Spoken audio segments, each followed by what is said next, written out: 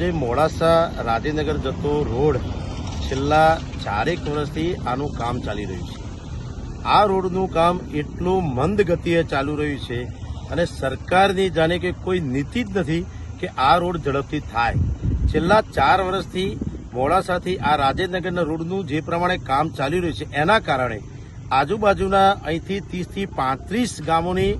આ જોડતો જે રોડ છે એના પર રોજ જિલ્લા મથક મોડાસા ખાતે વિદ્યાર્થી હોય, દર્દીઓ હોય, વેપારીઓ હોય, ખેડૂતો હોય, નોકરિયાત વર્ગ હોય, તમામ માણસોને આ રોડ રસ્તાનો ઉપયોગ કરવો પડે છે। જીવના જોખમે જેને કહી શકાય કે આ રોડ નહીં પણ કાળો અજગર જેને ગણાઈ શકાય કે આ રોડ એક સાઈડની સાઈડ ક્લિયર થઈ છે અને બીજી સાઈડ અધૂરી છે, જેના કારણે જે ટ્રાફિક જે છે સામસામે આવે છે એના કારણે લોકોના જીવનું જોખમ વધી રહ્યું છે। ઘણા સમયથી અહીંયાથી અમારા જિલ્લા કોંગ્રેસ તરફથી અને અન્ય સંગઠનો દ્વારા પણ ગામડાના લોકો દ્વારા પણ આંદોલનો કરવા સરકાર સમક્ષ આની રજૂઆત કરવામાં આવી, છતાંય આજ દિન સુધી આ તંત્રની આંખ અને કાન ખુલતા નથી। જે કંઈ સરકારી મંજૂરી લાવવાની હોય નીચેથી લગાવીને ઉપર સુધી જ્યારે એમની સરકાર હોય અને આજ દિન સુધી આ રોડ ના થઈ શકતો હોય તો તમે વિચારી શકો છો જે રાહદારીઓ વાહન ચાલકો જે અહીંયાથી રસ્તા ઉપર પોતાના વાહનો લઈને જતા હોય ત્યારે એમના વાહનોની જે દુર્દશા થાય છે, જીવનું જોખમ આજે મુકાઈ જાય છે,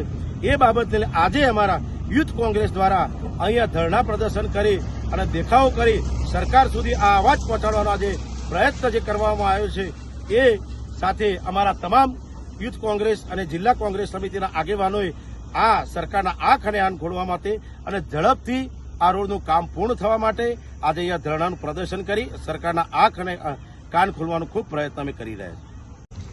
રાજેન્દ્રનગરથી મોડાસાનો રોડ જે છેલ્લા 4 વર્ષથી હજુ સુધી પૂર્ણ થયો નથી, લોકોના ટેક્સના 100 કરોડ રૂપિયા ફાળવ્યા છતાં તળિયાથી લઈને નડિયા સુધી ભાજપની સરકાર છે, પણ આ ભાજપની સરકારમાં ભ્રષ્ટાચાર બેફામ છે, એના કારણે રોડ હજુ અધૂરો છે। એના કારણે હજારો વાહન ચાલકો, 30 થી 35 ગામના ગ્રામજનો, ખેડૂતો, વિદ્યાર્થીઓ તમામ ત્રાહિમામ પોકારી ગયા છે। અત્યારે યુથ કોંગ્રેસ અરવલ્લી અને જિલ્લા કોંગ્રેસની સમિતિ દ્વારા ધરણા કાર્યક્રમ આપવામાં આવ્યો છે। તંત્ર જો ગંભીરતા નહીં લે અને તાત્કાલિક આ રોડનું કામ પૂર્ણ નહીં કરે તો આગામી સમયમાં બહુ મોટું આંદોલન આ રોડ બાબતે અને જિલ્લાના લોકોના હિત બાબતે યુથ કોંગ્રેસ અને જિલ્લા કોંગ્રેસ દ્વારા કરવામાં આવશે।